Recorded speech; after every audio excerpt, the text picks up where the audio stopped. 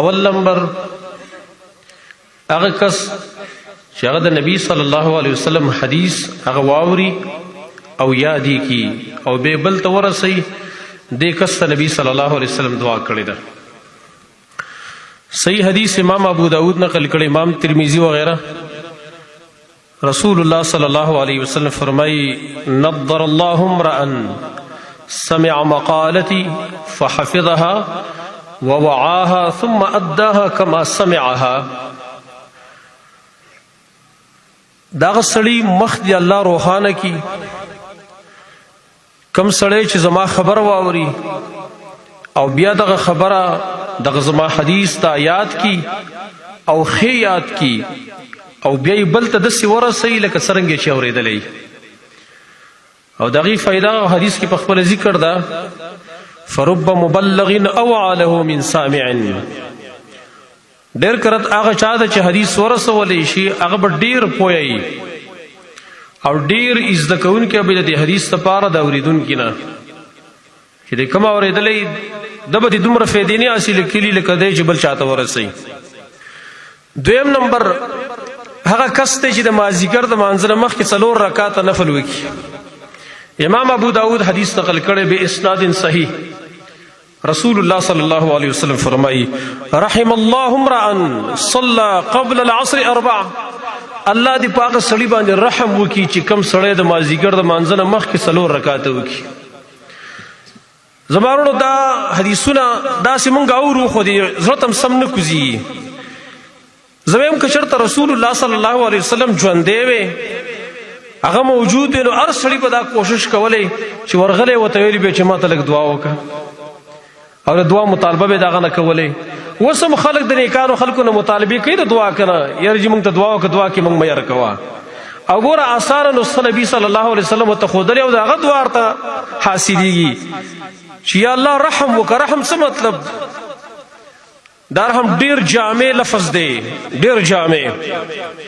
د دنیا او د آخرت خیرونه ورکړه، لنډ مطلب د دنیا او د آخرت خیرونه ورکړه یا الله هغه کس له چې د مازدیګر د مانځه نه مخکې 4 رکعاته وکړي. دریم نمبر نبی صلی الله علیه وسلم فرمایي رحم الله رجلا قام من الليل فصلى وأيقظ امرأته. الله دې په هغه سړي باندې رحم وکړي چې کوم سړی د شپې پاسي تهجد ته مونځ وکړي او دارنګې خپله بیبي م راایښه کړي. وایقظ امرأته خپله بیبي م راایښه کړي فصلت هغه مونځ وکړي. فإن ابت هغه انکار وکړي ښځه ووایي چې نه پاسم ځان باندې زور باندې خوب غالبه کړي نو نزح فی وجهها الماء دی د هغې په دې مخ باندې اوبه ور وشیندي چې پاسه شاو مونځ وکړه په دې مخ ورې اوبه یې ور چړکا وکړي. او بیا دغه ښځې ته هم دعا کوي کله کله ښځه ته کړئ هغه پاسي تهجد ته نو رحم الله امرأة الله دې په هغه ښځې باندې رحم وکړي قامت من الليل فصلت چې هغه د شپې پاسي مونځ وکړي وایقظت زوجها او خپل خاوند هم راایښ کړي او هغه مونځ وکړي. فإن ابا که هغه انکار وکړي نزحت فی وجهه الماء هغه انکار وکړي دا ولې په دې مخ باندې اوبه وراړئ او پازي په زور پازي مونځ وکړي. دا حدیث هم ابو داود او نسائی نقل کړی صحیح سند سره. نو په دې حدیث کې هغه ښځې به هغه سړي ته دعا کړې د نبي صلی الله علیه وسلم چې الله رحم پې وکړه چې کوم په خپله تهجد ته پاسي او بیا ښځه م راپاسي ځان سره او هغه ښځې ته هم دعا کړې چې کومه ښځه په خپله تهجد ته پاسي او بیا خاوند هم راایښ کړي. دې سړي باندې او دې ښځه باندې الله رحم وکړي. وایي 4 نمبر نبی صلی الله علیه وسلم فرمایي امام بهقي حدیث نقل کړی دی، شیخ البانی رحمه الله سلسلة الحدیث صحیح کې نقل کړی. رحم الله امرأ تکلم فغنم او سکت فسلم. الله رب العالمین دې په هغه انسان رحم وکړي چې خبرې کوي نو د غنیمت خبرې کوي او چې کله چپ کېږي نو بیا خلکو له سلامتیا ورکوي، په خپله هم روغ پاتې کېږي نور خلکو له هم سلامتیا ورکوي. که خبرې کې قیمتي خبرې وکړه، که نشي کولی په آرام باندې کښېنه. بل حدیث کې راغلي من کان یؤمن بالله والیوم الاخر فلیقل خیرا او لیصمت. څوک ایمان لري په الله باندې په ورځ د آخرت باندې ښه خبره کوه، که ښه خبره نشي کولی بس په آرام باندې کښېنه. 5 نمبر نبی صلی الله علیه وسلم فرمایلی دی، عائشہ رضی اللہ عنہا فرمائی چې رسول الله صلی الله علیه وسلم فرمایلی دی اللهم من ولي من امر امتي شيئا فشق عليهم فاشقق عليه. یا الله څوک چې زما د امت د یو کار مشري واغستله، وړه مشري ده یا غټه مشري ده، خو زما د امت چې څوک مشري واخلي او مشر شي او سختی پې وکړه، ظلم یې دای سره وکړه، یا الله ته مو څه سختي وکړه. ومن ولي من امر امتي شيئا، او چا چې زما د امت د کارونو مشري په سر باندې واغستله، فرفق بهم فرفق به، او هغې سره نرمي وکړه، د خپل رعایا سره لاندې کشرانو سره نرمي وکړه، یا الله ته مو سره نرمي وکړه.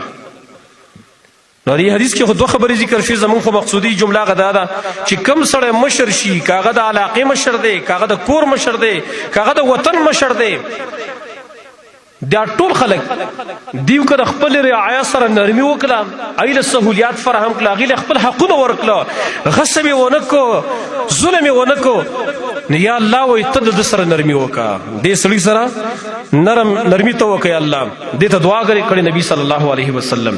او کم سړی چې سختی کوي د خلکو سره، ظلم کوي، مشر شي او بیا د هغې څه ظلمونه کوي، د هغې حقونه وایي هړپ کوي، یا الله ته مو څه سختي وکړه. شپږم نمبر، امام او مؤذن، دې ته نبی صلی الله علیه وسلم دعا کړې. رسول الله صلی الله علیه وسلم فرمایي، امام احمد خپل مسند کې دا روایت نقل کړی، سنن ابي داود کې نقل دی باسناد صحیح. نبی صلی الله علیه وسلم فرمایي الامام ضامن والمؤذن مؤتمن. امام ذمہوار دی او مؤذن هغه باندې اعتماد کړی شوی دی. نو فرمایي اللهم ارشد الائمه، یا الله امامانو ته هدایت وکړه څوک چې امامتي کوي خلکو له، او واغفر للمؤذنین، او کوم خلک چې اذان کوي یا الله ته بخښنه وکړه. دې دوه قسم خلکو ته نبی صلی الله علیه وسلم په دې حدیث کې دعا کړې ده.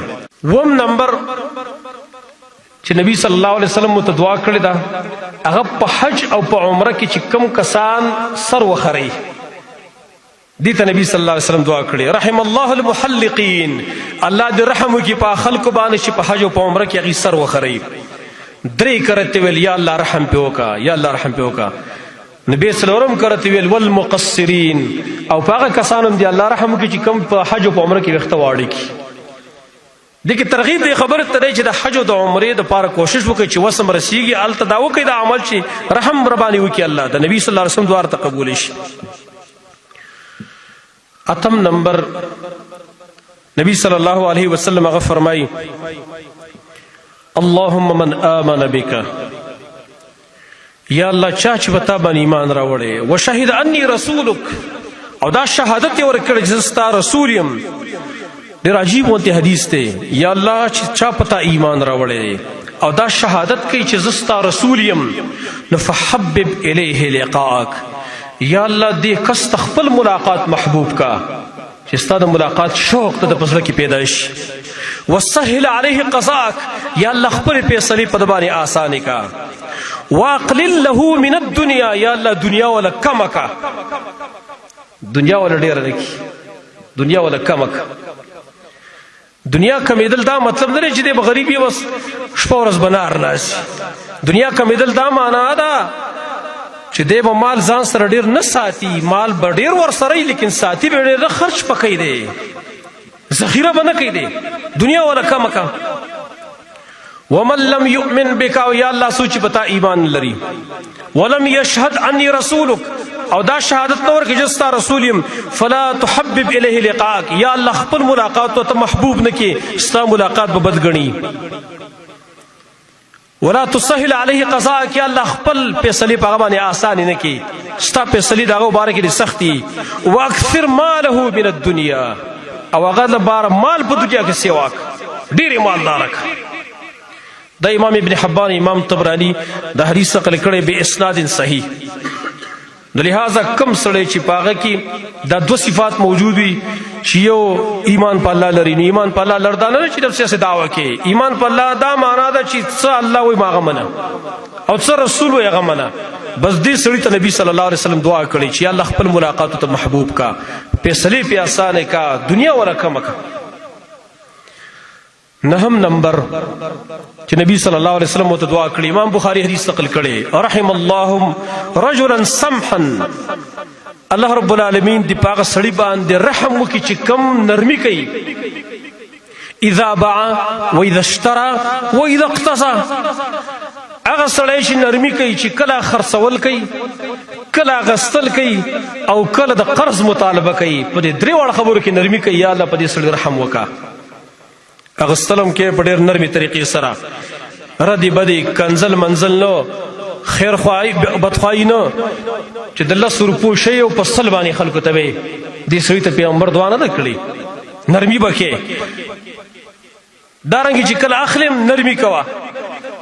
نرمي دا چې خلک تنګوم، لکه دا خبر مخکې موږ ذکر کړی او بعضې خلک وایي یاره جی په دې سودا کې به چیړ کې وایي، او دا چیړ وایي سنت طریقه ده. زه حیران دی چې دا کوم سنت دی؟ دا به چېرته پاکستان سنت نو؟ دا خو د نبي صلی الله علیه وسلم سنت نه دی. ما ته خو داسې یو حدیث نه معلوم، او شتم نه راته ویښی وایي که و موږ به ویو چې یاره بس ټیک ده چې په سودا کې به چیړ کې. دا تا ته چا وایي چې په سودا کې به چیړ کې؟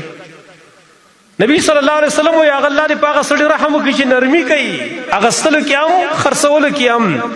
او اذا اقتصا، او کله چې د قرض مطالبه کوي، د قرض مطالبه کې هم په نرمۍ سره. دا سړی دې ته نبی صلی الله علیه وسلم دعا کړي چې الله په دې سړي باندې رحم وکړه چې د پار کار کې نرمي کوي.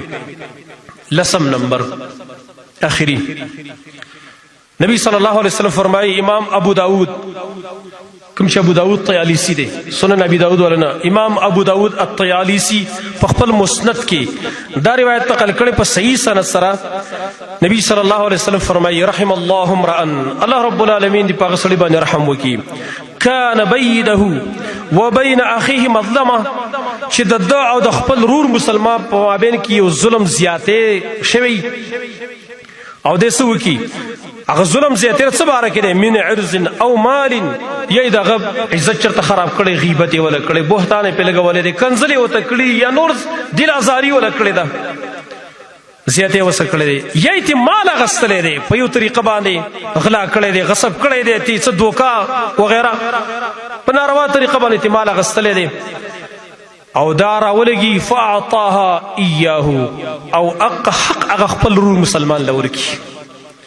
خپل رور مسلمان له حق ورکول څنګه دي؟ که مال یې ترې اخیستلی او ته واپس که عزت یې ورله لوټ کړی، ورشه معافي ترې وغواړه، ورته یې ووایه ستا حق ما ضایع کړی دی، ستا عزت ما لوټ کړی دی، ظلم زیاتی مې کړی ستا په حق کې، زه حاضر یم، که معاف کې مې او که نه بدل نه اخلي.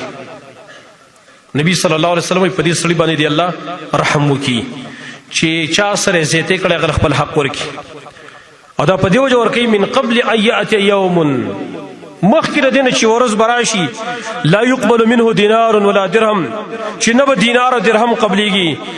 که نیک اعمال وو، تا خو زیاتی کړی دی، غیبتونه دې کړي دي، مالونه دې اخیستلي، نه که چېرته ستا نیک اعمال وو، دا نیک اعمال به راواخیستلی شي او دقه کس له به ورکلی شي چا سره چې زیاتی کړی.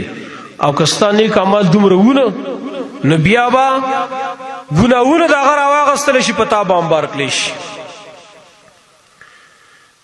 دغه 10 نمبر کس دی چې نبی صلی الله علیه وسلم ته دعا کړې ده چې د مرګ نه مخکې دی راولګي، چا سره ظلم کړی، چا سره زیاتی کړی، غیبتونه کړي. موږ خو د غیبت اړولو څه پروا نه ساتو، نه د غیبت اوسه پورې موږ د چا نه معافي غوښتلې ده. معافي اوسه پورې چا غوښتلې ده چې ما لکه پلاني ستا ما غیبت کړی، د یرې خو شاته ویلی هم نه شي، که ورته دې ویلې چې غیبت مې له کړې ځان له دې کار وکړي.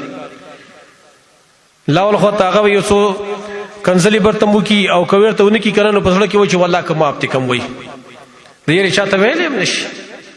نه، د مسلمانۍ تقاضا دا ده چې هغه تا له راغی، تا نه یې معافي وغوښتله، نو ولې ته الله نه څه اوچت یې چې الله معاف کول کوي، رسلو کالو کافر معاف کوي، او ته بسې غټ سړی شو چې اوس عام انسان نشي معاف کولی. لہذا دا 10 قسم کسان دي چې دې ته نبی صلی الله علیه وسلم دعا کړې ده. الله رب العالمین نه سوال دی چې موږ هم دغه صفات په ځان کې راولو چې د رسول الله صلی الله علیه وسلم دا ښایسته دعاګانې راته قبولې شي، او دا خبره پوره ده چې نبی صلی الله علیه وسلم وفرمایي چې یا الله په پلاني سړي رحم وکړه، چې دا کار څوک یا الله ته پې رحم وکړه. دا ډېره غټه خبره ده، خو موږ په دې باندې نه پوهېږو. الله دې موږ په دې خبرو باندې پوه کړي. اقول قولي هذا واستغفر الله لي ولكم ولسائر المسلمين.